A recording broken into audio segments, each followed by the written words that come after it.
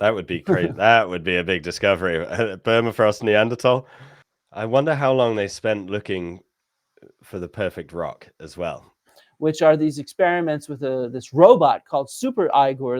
I wonder how far back in time could you go and have a chat with someone? When did humans really start chit-chatting? Does a hominin that can think 100+ steps in advance also have the ability to articulate that? Man, it would be crazy to get some DNA from Homo erectus or Homo naledi or Homo floresiensis. They were far more successful than us. They lasted hundreds of thousands of years longer than modern humans have. So the end of archaeological discovery.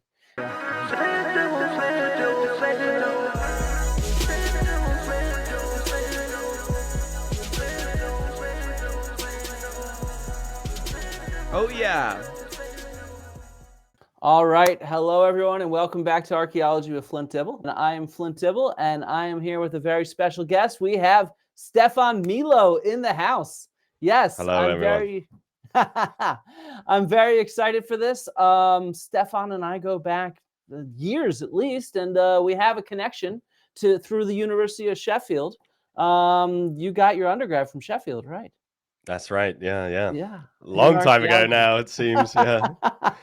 I did a master's there learning zooarchaeology. We did not overlap, I don't think, but I was there in 2011. I left in 2010. Yeah. Okay, so I just missed you. That would have been Yeah. hilarious if we would have met then. And unfortunately, as we know, the Sheffield Archaeology program has now closed. This is its first year of non-existence, and what a shame. I mean, Yeah. to spark your fascination in archaeology and human evolution, and you now bring it to millions of people on a regular basis. It's like that's the kind of impact that department had, is just in terms of public engagement through one person. And so yeah, it's really sad. It was the one of, if not the biggest department when I went in 2007. Yeah, So it's it was massive when I was there in 2011 too. I was shocked at how amazingly thriving it was. And but that's the threat we face in higher education and archaeology right now. But let's move on to something a little more interesting. Look, you regularly make videos about human evolution and deep human history. Why are you so fascinated with this topic? Well, I mean, because it was just a different world. I don't know. It's so interesting to see the world before any nation existed, before the concept of a nation existed, before even modern humans as we know them evolved. It was just a different world, and it's so fundamental to everything. I don't know. I think we can see a lot of the reasons why we behave the way we behave, and the world is the way it is because of our evolution. And it's so fascinating. I remember, whilst we're on the subject of Sheffield, when I went to study as an undergraduate, I thought for sure I'm going to study the Roman Empire. Like, that's what I'm going to study. That's what I love. And I still do love it just in a casual way. I still love it. But I remember being in sort of the introduction to paleoanthropology class, and Professor Paul Pettit, who was teaching it, and he held up a skull of Paranthropus boisei, this really different hominin with this huge sagittal crest. And it's just this, I still remember it to this day. It's one of those moments where you realize how little you know about something. Like, I had sort of vaguely heard about Lucy and Homo erectus and stuff like that, but when I saw that fossil, it was like, oh, I don't know anything about this topic. And it's those kind of moments in life are so special, when your like ignorance is revealed in the nicest possible way. Like, it's great. And I'm still ignorant. I still am not an expert, but that moment really sparked a fascination in me, for sure. Yeah, I mean, that certainly shows. And maybe you're not an expert, but you are certainly one of the most informed amateurs out there on the topic of I try to be. paleoanthropology. Yeah, Well, you do. all my videos have so much expert input. I'm very Mhm. fortunate in that way. You know, a lot of interviews. I rarely produce a video about human evolution that hasn't had expert input. So I'm very lucky in that way. And I try very hard to maintain that standard as well. Because And in my opinion, as a professional, I think you do. So if anybody's not checked out Stefan's channel, you got to go check out and subscribe to Stefan Milo, because it's got some of the highest quality archaeology videos out there. Our evolutionary tree is full of some pretty famous branches. Us, obviously, Neanderthals, Homo erectus, the Australopithecines, and loads more besides. Most of these lived more recently than 4 million years ago. That's not so long, considering that the last common ancestor of humans and chimpanzees probably lived around 7 million years ago, and maybe as early as 12. It's hard to say exactly when, because these estimates are based on studying the molecular clock inside our genes, or the average rate at which mutations occur. This is not an exact science, and our understanding of the process is not perfect, so estimates can vary. Yeah, he does a phenomenal research, and he gets great input from experts. And as a scholar, we are all grateful to you for doing it in that way, and highlighting, you know, what we do in an honest and accurate's the wrong word, because you are accurate, of course, but there's lots of accurate stuff, but in a very honest, straightforward, interesting way that grabs people's attention. I Yeah. try. I mean, I try. You know, it's basically impossible for me to make a video I'm not personally interested in. So, you know, if I'm making a video on the subject, it's because I want to talk about it, and I think that shines through, or at least I hope it does. Yeah. Oh, it does. And just to give everybody a quick plug, make sure you go check out Stefan Milo's YouTube page. And he's also written a phenomenal children's book, Tales of Ancient Worlds, Adventures in Archaeology. And of course, I pulled up the page on the Tomb of the Griffin Warrior, because I am featured there. That's actually, that was our first time talking privately, was about me sending you some info on this grave that I helped excavate. Yeah. So, if you got little ones that are interested in archaeology, make sure you go check this out, published by Neon Squid.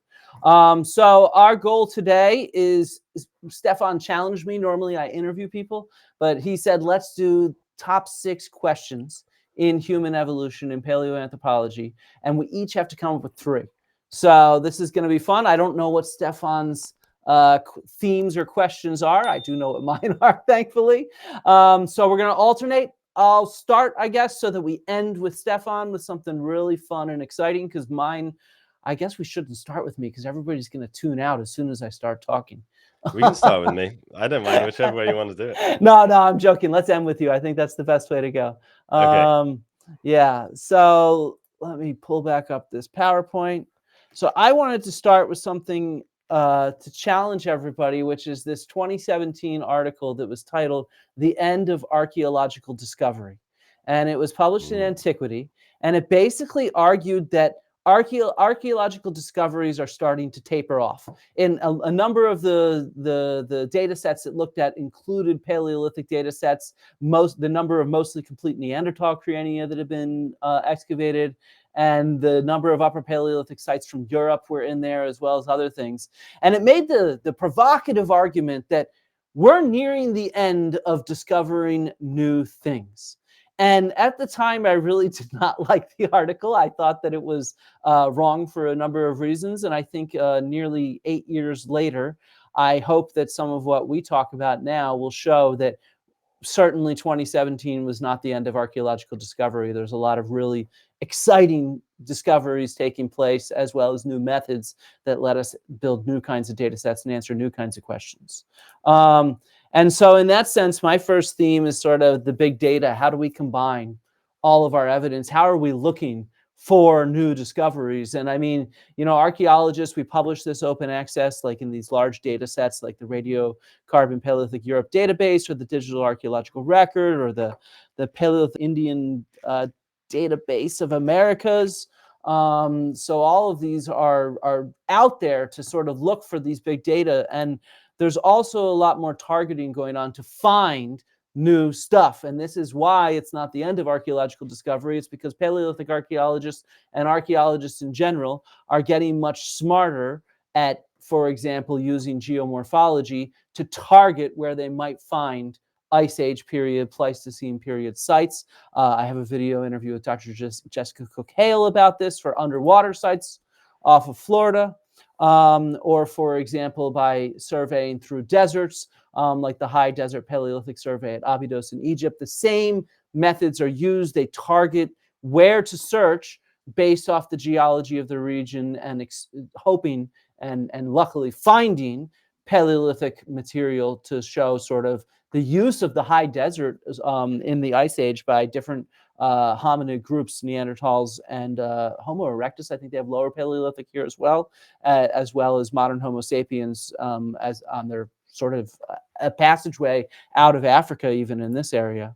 And so we find and discover these dense lithic scatters, filled with material like this or like this, just lying on the surface. And this is sort of the new frontiers. Michael Petraglia and Hugh Grucott and others have published similar surveys in Saudi Arabia, looking at green Saudi Arabia, or in areas where we did not until recently know much about the Paleolithic and human evolution, areas like Greece, where the brunt of archaeological investigation was focused on sort of classical Greek remains. And it's only more recently that scholars have started focusing on Paleolithic remains, and they've been very successful through doing a targeted search based on sort of what is exposed where, looking for soils that are exposed from the Ice Age, if you see what I mean, without the overburden of material on top. Can I ask you a question, though? Yeah, please. Yeah.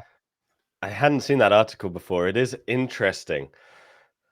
Do you wonder, let's take the example of Western Europe, if we've dug up the majority of, say, Neanderthals that there are to be found? Because how many caves are there left, say, in France and Britain, Spain, Germany? How many of caves do we have left that have been totally unexcavated, that could have soil from that time? It might not be very many. It's an interesting one. I think that's a good question, and I think that's I actually wrote a Twitter thread about this back in like 2018 or 17. It was my first Twitter thread, maybe. Nobody read it. But it was sort of saying, yeah, your data sets here are totally biased. You're looking at areas that have been intensively explored. Like, France was the capital of Paleolithic archaeology for a century. And so there's been so many people that have gone and done the spelunking and exploring the caves and finding those kind of sites. And then, of course, it's a developed country with fantastic heritage laws, which means for every single construction project, they do archaeological trenching, right? And so because of that, they've really investigated quite a bit. But of course, when you look at what's big in Paleolithic archaeology today, it's areas away from France and Germany and Spain that are oftentimes making the news, Yeah, that might be a lot. It feels like I see a lot of news always coming out, like places like Philippines, Indonesia as well. Maybe we have sort of exhausted Western Europe a little bit, and the new discoveries are to be made elsewhere. Well, later on, I wouldn't say exhausted, but but what are our chances to, like the old man of La Chapelle, for example, like a Neanderthal that was very likely buried or possibly buried because of the preservation, almost their whole body is there. How many of those are left to be discovered in Western Europe? I don't know. Well, so that's where I'll get into some other stuff, which is later on I'll talk about some of our new methods for excavation. And, one of the huge advantages is that many early excavators had the foresight to realize that new methods would be developed. So all those sites still have plentiful areas for excavation and to maybe find a new old woman of La Chapelle, something like that. And so that's good. We still have all of those sites to continue testing with new questions and new methods. And I don't think in that sense that we're about to run out of material. I also think that the more construction and other things that happen, they will keep picking up more and more open air sites, if you see what I mean, which I think is really valuable to complete the picture. Because when we just have cave sites, we're very biased in our picture of how these individuals lived, Yeah, for sure. Yeah. Yeah. Interesting one though. Interesting. And so, I do yeah, wonder, I mean, I do have it's a slightly wild speculation, but I sometimes wonder if we'll ever find a hominin, or it could even be a modern human, but from the Paleolithic times in the permafrost. I wonder if any of those are waiting to be discovered. yeah, the Secrets from the Ice Project is doing a great job with that kind of stuff. And so they're finding, wooden arrows and different kinds of really amazing discoveries, leather, Yeah. like textiles and stuff like that. And so I would not be too surprised. And I have an example later on as well of just how far north into sort of icy areas that we would think of often as inhospitable, that people were living, both Homo sapiens and Neanderthals in Scotland. I think there was something that just came out, and then a really interesting paleoclimate study in northern Germany that showed they were there during the cold period. And so it shows that there might be more for us to find up north as ice melts. We might be able to find some surprising finds up north. Yeah. Yeah. That would be crazy. That would be a big discovery. Permafrost Neanderthal. Yeah, That would be exactly. that would be a big discovery. You'd be the first one there with your camera. You'd be like, come on. I'd try. That's $1 million video for sure. Yeah, exactly. Oh, wait, where did that image go? Speaking of which, for example, my good friend, Dr. George Leader and Dominic Stratford just completed their first season of surveying across the Namib Desert in Africa. And so, we're scholars are really trying to get into more hostile regions, meaning hostile for us, for life, because it's so dry. It's one of the driest areas on the planet. And so this documentary should be coming out kind of soon across the Namib, where it documents their journey and the sites that they documented. I think they're doing season 2 this summer, actually, to discover more sites. So this kind of discovery in different regions is really propelling this, and we're able to use even the older data sets that we have, caves along the Bay of Biscay, and then further inland, and we can track sort of, coastal interactions and behavior, human behavior in many ways, and the importing and exporting of this kind of coastal material. They're using whale bones, for example, for tools in this area around Spain and whatnot, modern Spain. And so this is sort of what's driving, I think, the field forward in a big way right now, is trying to think of new places to search, new discoveries to be made, and then combining all these big data sets to try to understand regional patterns and regional kind of data sets. And we've seen that in the Americas with sort of the overturning of Clovis First and the development of this Kelp Highway hypothesis by John Erlandson. And so, by combining all these data, what he looks at is he sees all these coastal sites. That's what's there for these early peopling, and so then he models it based off of the climate, the geomorphology, and the availability of foodstuffs, of course. And so I think that to me is really one of these big things that's driving the field forward right now, is this new areas of discovery and big data sets that we can synthesize. Well, this links really well with my first topic choice as well, to be honest. Well, all right, my big question, human evolution, key question. Speaking of unknown places, unexplored regions,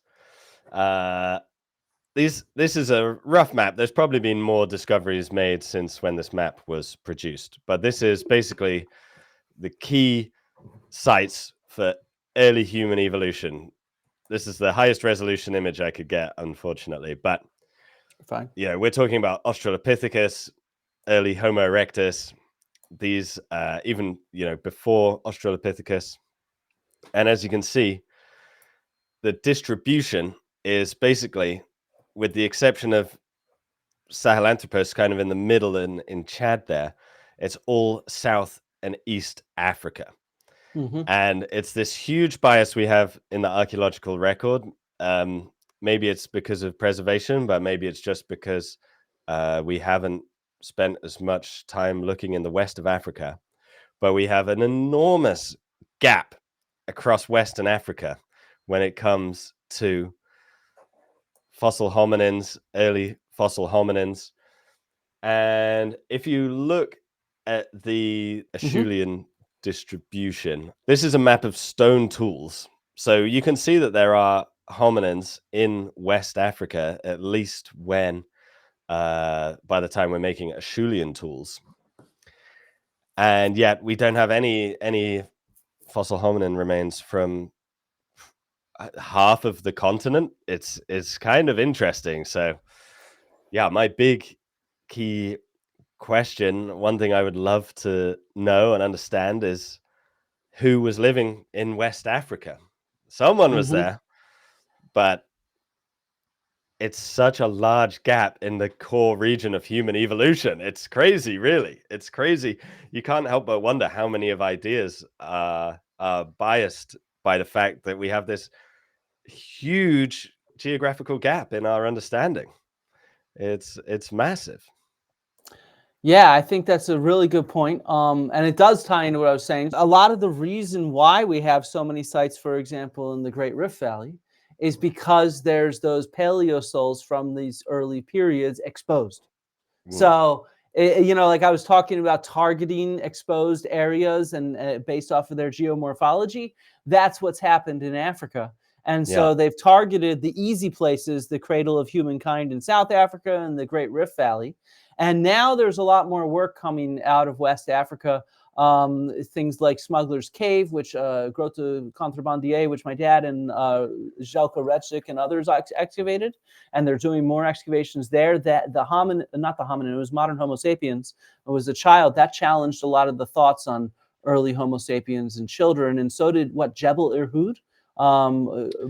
Yeah, that's in Morocco. Yeah, exactly. So I know Morocco is booming right now for early paleoanthropology investigation. And I think elsewhere as well, there's more targeting out west because some of these new finds are challenging these early narratives of evolutionary development because we're finding new stuff over there. I know there's a lot of work going on in places like Senegal as well. Now that I have to sit down and talk about it, the name of the archaeologist escapes me, but I know people are out there looking at the minute, but there's still, even in that map of Acheulean finds, there's a big gap over what is the Congo. And I still, I noticed that. I can't help but think, does that truly reflect archaeology, or is that just because that's a massively politically unstable region? And, we can't really go and look, even if we have all the desire and the funding in the world, because it's, yes, in the middle of a civil war, it's very unstable. So even the finds like Jebel Irhoud in Morocco, it is to the west of Africa, but it's still not. There is this huge region from sort of like Senegal, Ghana down to Namibia, where we don't have any fossil hominins. Is it because Australopithecus didn't like to live over there, or is it because we just haven't found them? I think that's can't a help but think question. we just haven't found them.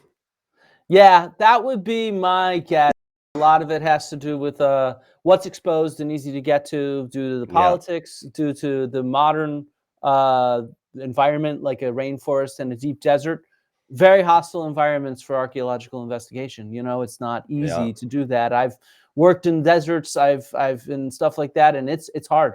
It costs a lot of money and a lot of time and a lot of effort to do stuff in hostile terrain. So yeah, I think that's an impediment. And then, as you mentioned, the political situation, I think, is another big impediment.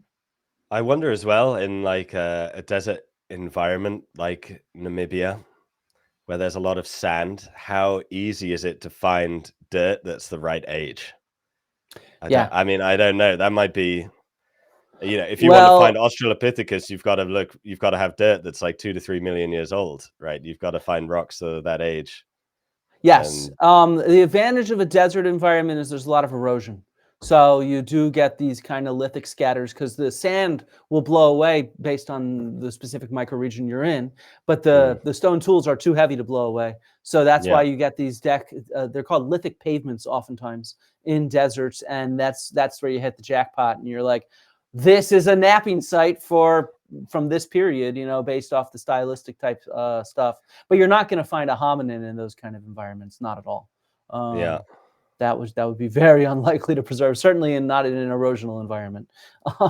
yeah. You'd need some good burial. So yeah, that's a challenge. That's a real Well, challenge.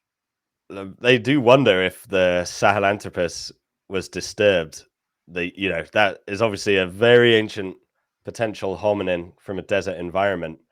But the archaeologists that excavated did wonder if it had been disturbed. Yeah. They just felt like it was sort of in too nice a orientation, too nice a position. It was facing east.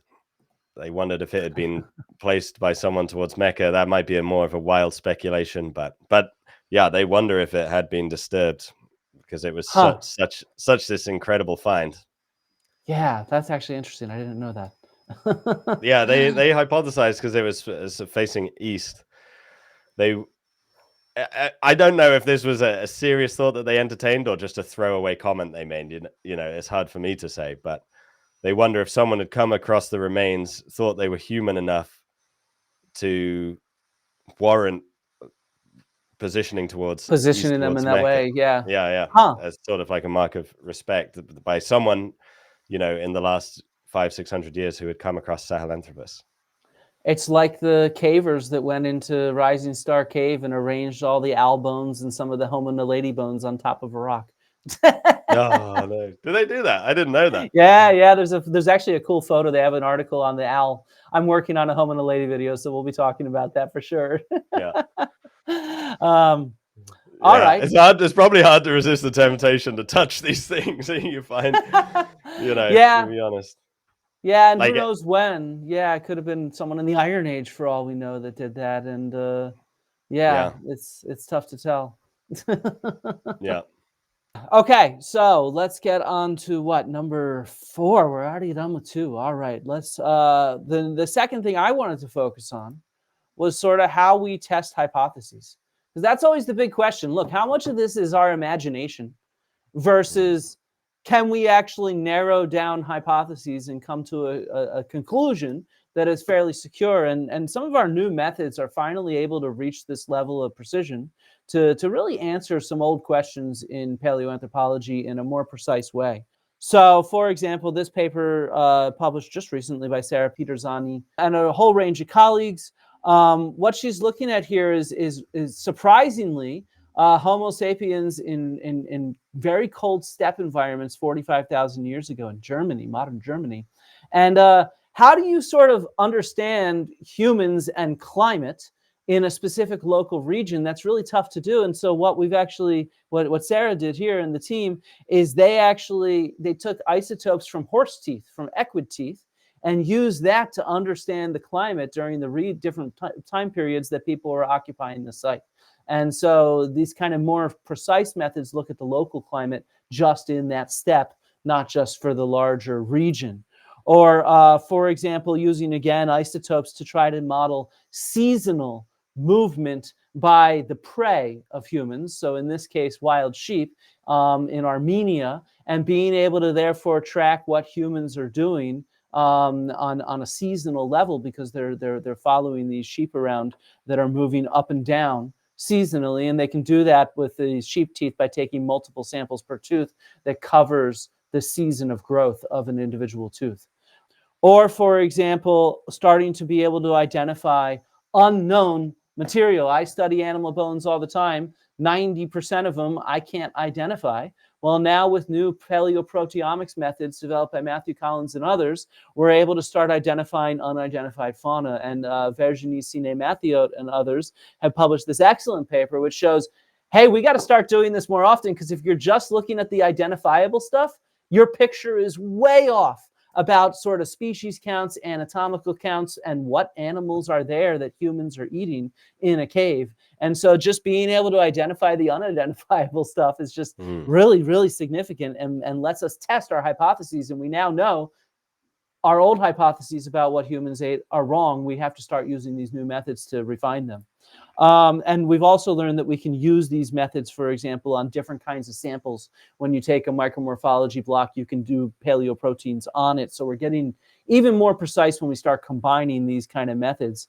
And then the last thing I want to talk about is something that's near and dear to my heart, which are these experiments with this robot called Super Igor that my dad, Harold Dibble, and his team of colleagues, this is George Leader, this is Tamar Doganzic, and a range of other colleagues, they developed this to be able to understand better how humans made stone tools. So Stefan, I got a question for you. Have you ever tried flint knapping?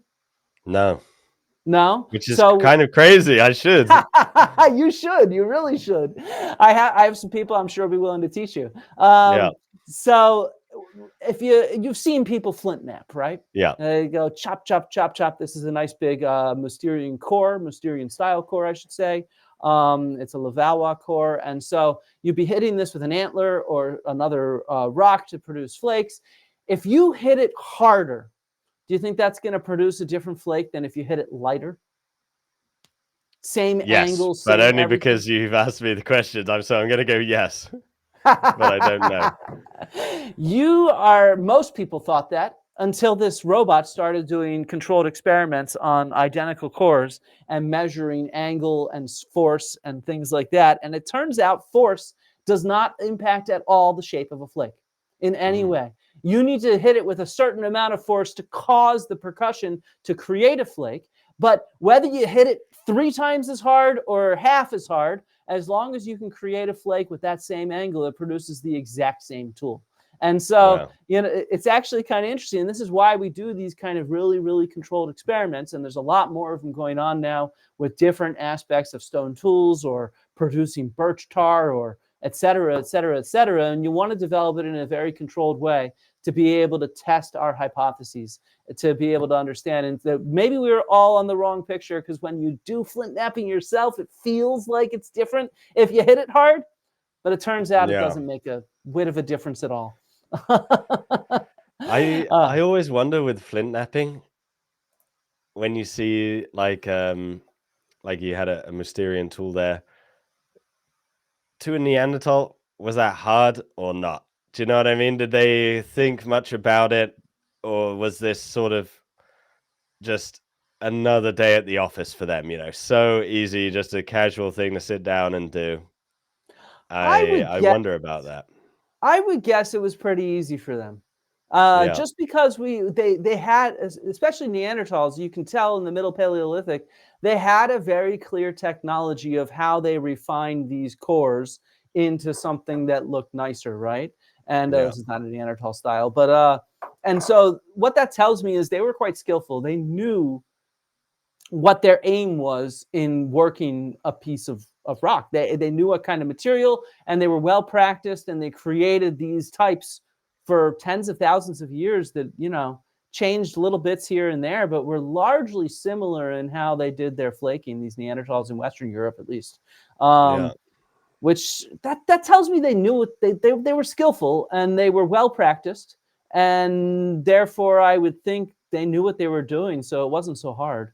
I wonder how long they spent looking for the perfect rock as well. Do you know what I mean? They got, it's just interesting how much time, when they came across like a new cliff face or something, how much time did they spend pottering around to see if this was like a good source of rock for them? It's interesting. Yeah. I mean, and one thing that we can tell because of excavations at quarry sites, I should have pulled up some. I don't have it on me, but we know that they would return to the same quarry site for tens of thousands of years, these groups. Yeah. And so this exposed area with high quality flint, or that Armenian example with high quality obsidian, we know that they knew where to go. And and this memory was passed on, and they would target it in their migrations and get that good quality material. You would think it's a key resource for them. It is. that Yeah. they're going to really, once they find a sweet spot, they're going to latch onto it. They're not going to willingly give it up easily. Yeah, I completely agree. I think, Yeah. and I think it's that kind of stuff that helps us get a better appreciation for their behavior and their intentions. It's a tough word to use, but you know what I mean. Their behavior and how they had these same repetitive, seasonal, maybe even rhythms to their lives. I mean, you know, one of the things that my dad always used to say, which I tell people as well, is, man, you know, we look back at Neanderthals as brutes, but they were far more successful than us. They lasted hundreds of thousands of years longer than modern humans have. So, you Yeah. know, we're probably going to be extinct like in a generation or two, the rate we're going. Yeah. So, Yeah, it is interesting to think about that sort of stuff. You know, like Homo erectus, there's no Homo erectus alive today. So it's easy to think like, obviously some of them evolved into us. We must descend from them in some way. But it's easy to think like unsuccessful, evolutionary dead end. But they literally were on the earth for millions of years, Homo erectus in some way. For like exactly. They close to were 2 million years. resilient, smart individuals that, you know, Yeah. learned how to colonize most of the world and survive in all those different environments. That is, you know, I'm not wearing my hat, but my hat is off to these ancestors of ours from millions of years ago, if you Yeah. see what I mean. I'll put a hat on so that I can take it off. Homo erectus. Here we go. Yeah. There you go. Shout out. All right. So what do you have for us next? Well, people are going to think this is fixed because this does link very well to my next one. But yeah, by the way, we came up with these independently and did not consult in advance. So the way this links up really well just shows that I think great minds think alike. that's it. Yeah. Yeah. So if you pull up a couple of these pictures for what I put question 2. Yeah. This is Homo naledi, very famous find, 200 to 300,000 years old. That's Homo floresiensis, 50,000 years old, I believe, that specific example, but may have lived on Flores for 1 million years. And then that's Sangaran 17, fossil from Indonesia, I believe about 2.1 million years old, kind of your classic Homo erectus.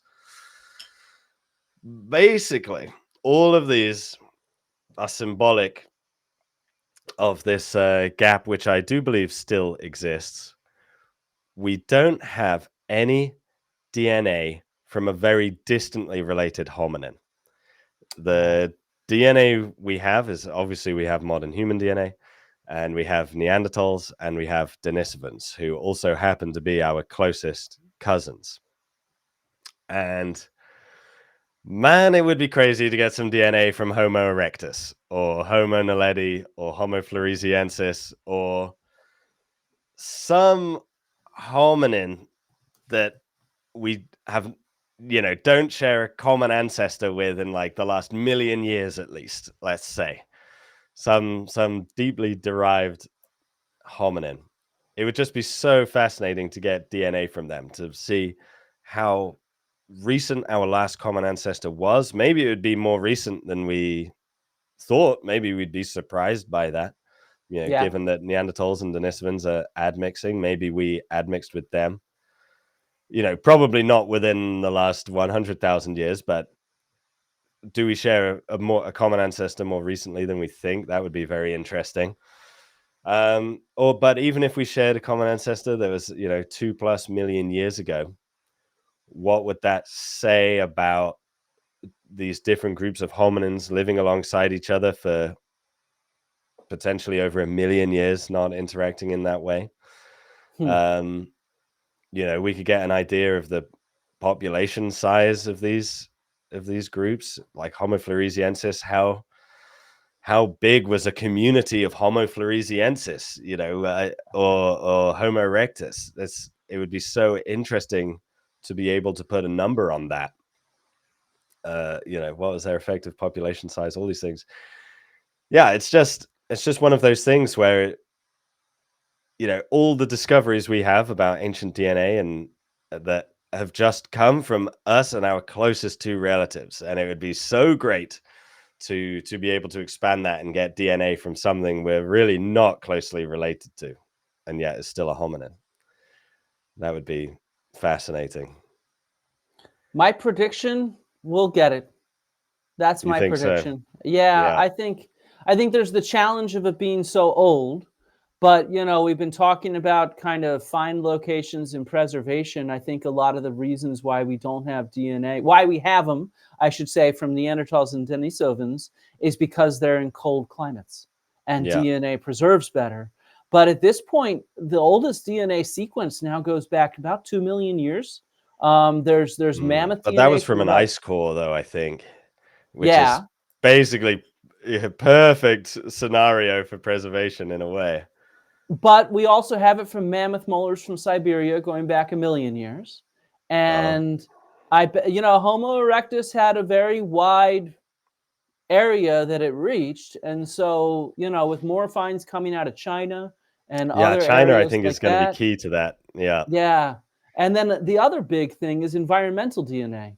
The more DNA we Yeah. take from soils, the more we're going to get snippets and fragments of hominid DNA that we could maybe eventually put together in a simulated way to have a Yeah. sense of how the DNA of Homo erectus was, or different hominid lineages. Yeah. Yeah.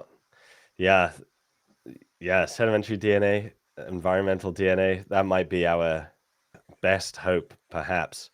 Yeah. For example, like Sangaran 17, they're 2 million years old plus, and from Java.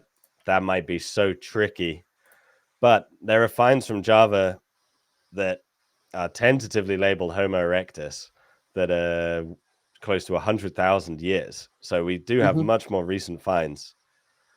I don't know if it's been attempted to get DNA from them. The problem is it's still a destructive process, right? So it's really kind of a gamble.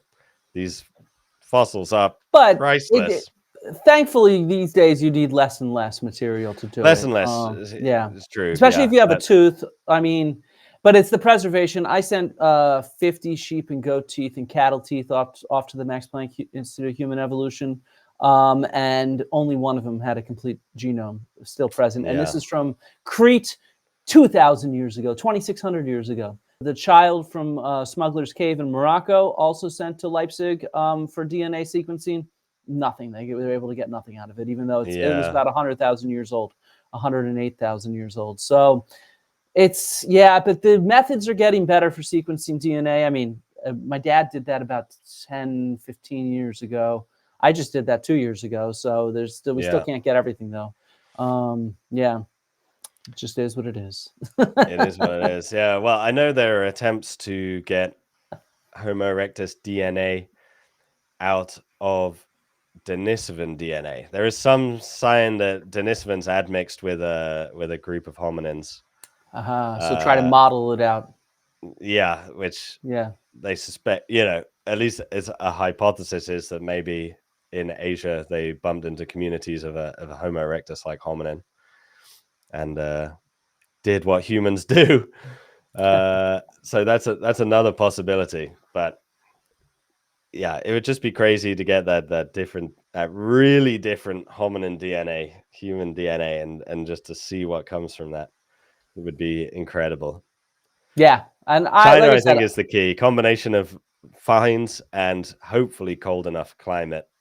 I think it might be the best bet. Yeah, you're right. But I think I'm very confident we're going to get more hominid DNA without a doubt. I mean, we're still fairly new in this DNA revolution. What was it, 2007, really when the Neanderthal genome was first published? So we're not even 20 years on from that, and it's only more recently that we have next generation sequencing, and there's just so much more developments to have, I think, in this space. So hold your horses here. I am optimistic, but it's just that would be interesting. That would be another incredible video for sure. Not that I only view things through the lens of what makes a good video, obviously. But yeah, you're gonna have to give me some advice on that, man. Jesus. Yeah. All right, let's see. So my last one is what I hope is my favorite one, which is answering the sort of really nitty-gritty specific question of what the heck is happening right here. And you know, the big challenge, you've been to Paleolithic sites that are under excavation, have you, or at least that had recent excavation, and you can see the kind of profile of the wall, the stratigraphy. Can you recognize me here? This photo on the left. Do you know where I am? The red top. Nah. No, geez, I can't make it out so Here clearly. I am. There you are. I'm Okay. like 20 years old here. Yeah. So this is Pestalozzi 2, and well, this is 4, this is 2. But when you're looking at these strata, it's so easy to say, hey, we have finds from one layer or another. But each of these strata are geological in nature. They each represent thousands of years of time. And so how do you actually look at actual human behavior, hominid behavior, activity, what people are doing in these places when everything from 10,000 years is smushed together in a single geological layer? And the first step is to use a total station like this to map out all your finds in very precise detail. And this can help you to start identifying clusters or maybe orientations that can tell you that it's all washed in naturally, or maybe it's all around a campfire so you can get these concentrations and these bones refit. That sometimes happens. And this has been going on for a while, this kind of detailed mapping at like a centimeter resolution or less. But to really get a precise look, we have these newer methods that geoarchaeologists have developed called micromorphology. And this is Paul Goldberg right here, who developed the method. And this is one of his students, former students, one of my good friends, Dan Fallu, who's taking these samples. And this is where you cut out like a block of sediment from that trench wall, and you try to cross multiple layers. Or a feature of interest, or whatever it is you're looking at. You put it in plaster, and then you fill it with resin and polish it up, and you get these sort of different layers that you can look at, and then you can cut it into a slide and magnify it at different resolutions to really understand the microstratigraphy of just a very small area within this layer that forms over 10,000 years. And this is absolutely essential. So, for example, these are the kind of methods that at Shanidar Cave that they're using with the re-excavation around the flower burial. They found new Neanderthal remains, and they tested the cut to see if it was a cut for a pit for a burial. And lo and behold, the micromorphology slide that they have published on their website shows that it does. And it lines up with where the line of the probable cut that they published, showing that these Neanderthals really did most likely intentionally bury their dead.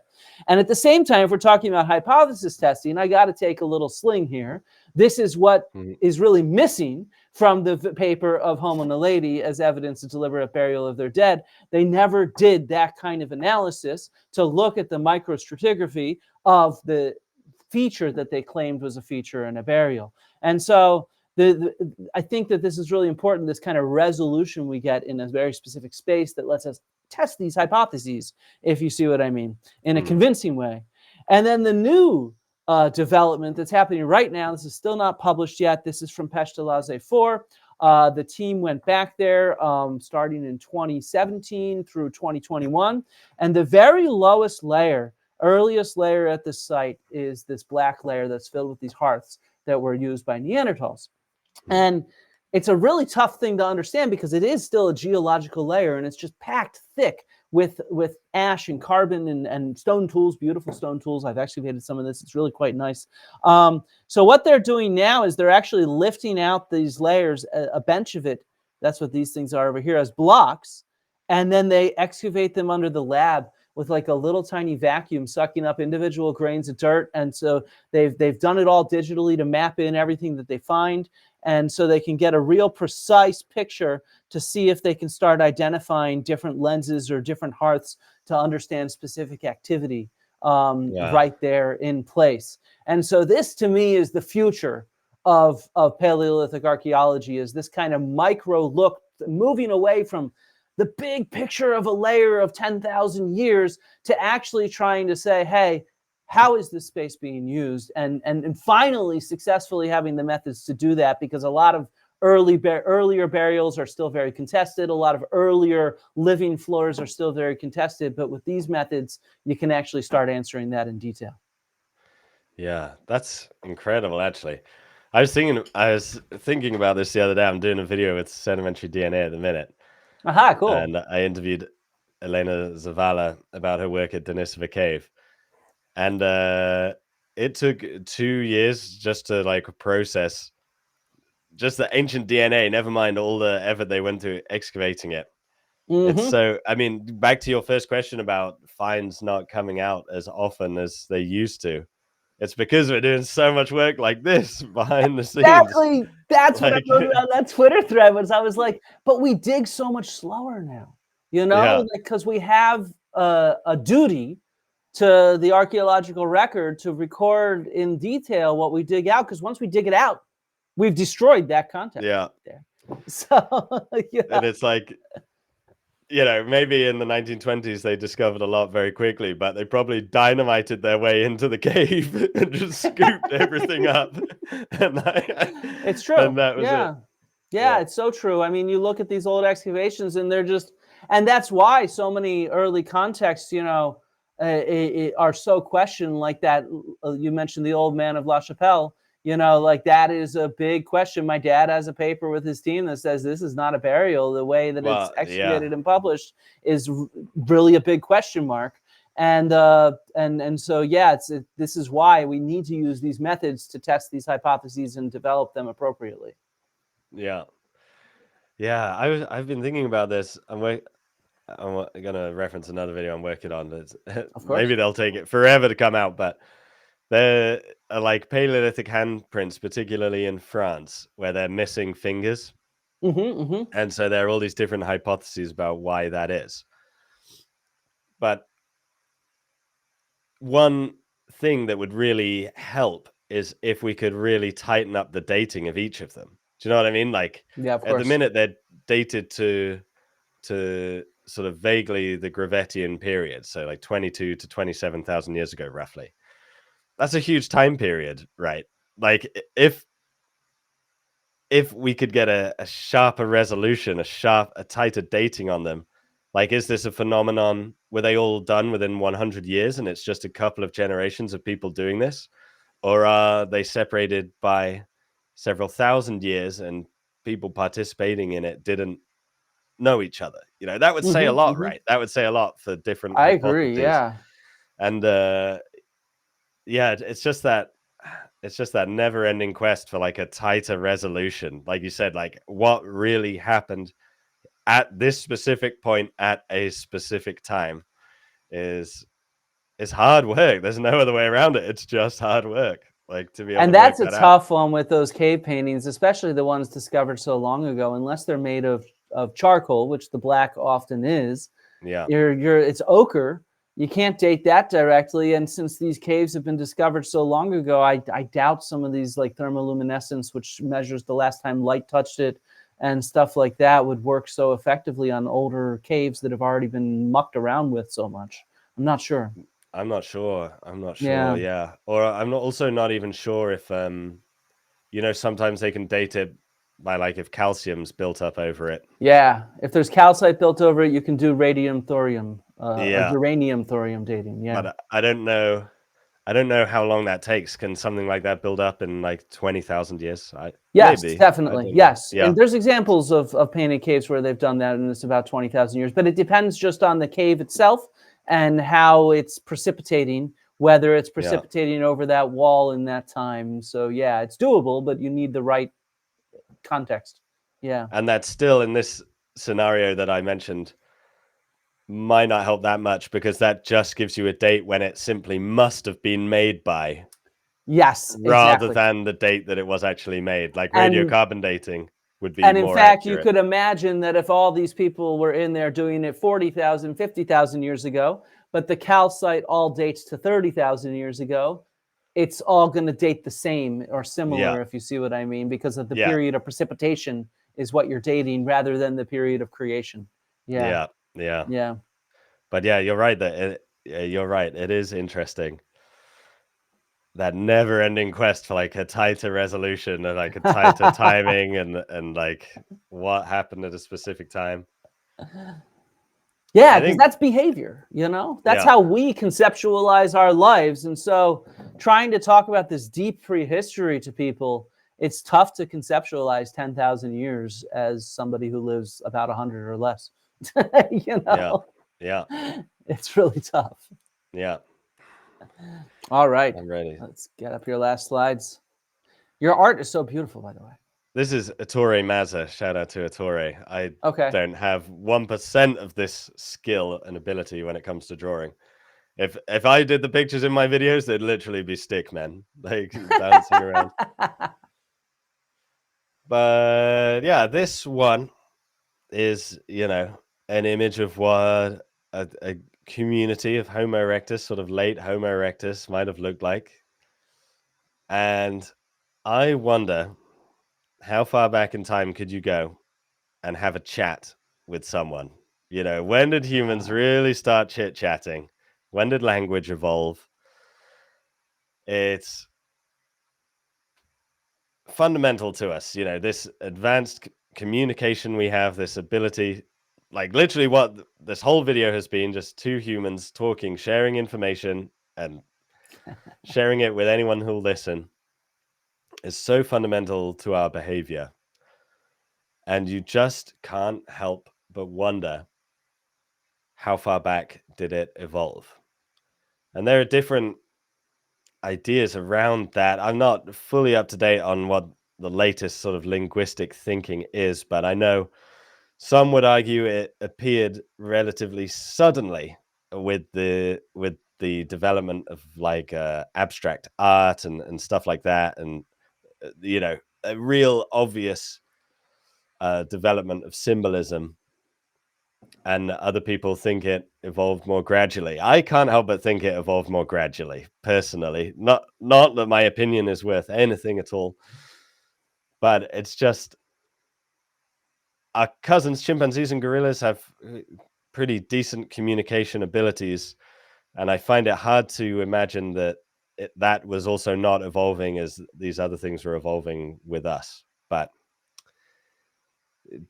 did Homo erectus have like a vocalized language? That would be so interesting. So interesting to see. I don't know. And did even people debate if Neanderthals even had language? We don't know for certain. Obviously, we cannot talk to one now, but it would be hard to imagine the amount of admixing and inbreeding that happened between modern humans and Neanderthals. It'd be kind of hard to imagine that took place on the scale that it did if they had no language ability whatsoever. Personally, I would find that hard. Because not only did we have to admix with them, you could say that's an isolated incident, blah, blah, blah. But their children had to fit in well enough with the community that they were born into to also pass on their genes. So it's not just... It would be hard to imagine that a Neanderthal didn't have language, but their children fitted into a community which almost certainly had language. Do you know what I mean? Yeah. That seems like it would be hard to imagine. But I don't know. I don't know. I mean, so their children, though, being half and half. I mean, so wait, it's the FOX2 gene. Is that what it's called? There is, the the voice box? FOXP2 gene. Yeah, FOXP2, that's it. Yeah. So when was that developed? I forget now. They had this similar gene, but I believe it expressed itself differently in Neanderthals. Okay, I think off the top of my head, but I could be wrong. Yeah, so I mean, but then of course the question is well, if you're half and half, you might be able to speak or communicate, and you pick up whatever the community that you're raised in does as its norm. But yeah, it's a tough question, and this is one of those that I was optimistic about your point about DNA. I'm less optimistic about ever resolving this question in our lifetime. Well, it's so you're talking about testable hypotheses. We can't, no matter what genetic evidence we uncover, we can't still ever talk to a Neanderthal or Homo erectus. Do you know what I mean? We could never fully test it. We might get a lot of evidence that points in one direction, but I suppose fundamentally it might always have a question mark over it. Yeah, I think it's one of those that will always have a question mark over it for that reason, because it doesn't leave behind any real clear physical traces, maybe indirect ones, but only indirect ones. I was just thinking of one. There was a recent paper published talking about the interaction between Neanderthals and Homo sapiens, I think in Southwest Asia, and it was talking about the impact on Neanderthal stone tool types, suggesting they changed rapidly once encountering Homo sapiens, which would indicate they learned or had to adapt due to the presence of this new group, which might, I suppose, be a sign of learning. I don't know. It's a good question to see. I think that's the kind of thing a lot of teams are working on right now, is trying to understand that interaction and overlap between Homo sapiens and Neanderthals, and to a lesser degree, Denisovans. Yeah, I remember asking, speaking of tool types, James Dilly, who does a lot of recreation of tools, ancientcraft.co.uk, shout out. I remember asking him, like, how many flake, like, let's say you just find a rock of flint on the ground, and you want to make your classic Acheulean hand axe, like a really nice symmetrical hand axe, like Homo erectus would have made. How many flakes are being removed from that? And it could be over 100. Yeah, I'd guess flakes, over right? 100. Yeah. And so, but that said, those flakes are useful in their own right. I know, but it says a lot that they can visualize like 100, that they're willing to take 100 plus steps to achieve their goal. Says a lot. Yeah. It says a lot about their cognition. And yeah, I mean, like you said, we'll never know. But this is key questions in human evolution. Does a hominin that can think 100 plus steps in advance also have the ability to articulate that? In some way, could they articulate that? It's interesting. It's an interesting dilemma. I would question that they're thinking 100 steps in advance, personally. You think they just have a goal and they're just taking it step by step? Well, I think we're looking at the final product. This is a fairly common hypothesis for these Acheulean hand axes, is what they really are is a large core. And they're constantly, it's like a Swiss Army knife. You need something, you knock some off. You need something, you knock some off. Once you get it to that point, then you have something close to your finished product, that hand axe, which you then shape because it looks cool. And maybe you use it as well. But my guess, and even once you have that hand axe, you can still continue reducing it with new flakes taken off, and it'll still keep its shape. And so thinking of it in terms of a spectrum, in terms of reduction rather than as a finished endpoint. This was actually what made my dad famous, was coming up with this reduction ideas. And so it's sort of, we need to stop conceptualizing stone tools as a finished product. They're all just like a pencil in a different state of sharpening, if you see what I mean. And so it depends on when they dropped it and abandoned it. Yeah. And so that would be my bet, that we can't assume that they thought of it as a 100-step process. That's true. Yeah. That's true, but they must have had an idea of what they thought this thing should look like. Otherwise, they wouldn't all look so similar, right? Yes. If it was just, they must have had an idea of what that object should look like. Which definitely shows that they have an industry of sorts and a controlled way of napping and controlling this material. They'd learned, that's why they use such specific stones, obsidian, flint. These all fracture in a certain way. It's called conchoidal fracturing. And so because they fracture in a certain way, there's like probably 100 different ways you could shape these. But what's really cool is Homo erectus, with their Acheulean industry, they came up with that way and they kept using it because it was effective. And Neanderthals, with their Levallois industry, they came up with an effective way and used it for tens of thousands of years. And so, it shows that they're passing on that information to in some way, just through showing and telling. But they're certainly passing on that knowledge to offspring and to other people in their group. Can I run an idea by you? I want to hear your take on an idea. So there's this, Acheulean industry lasted a long time, right? Over a million years, hominins, various shapes and sizes, were producing this kind of Acheulean industry with these hand axes.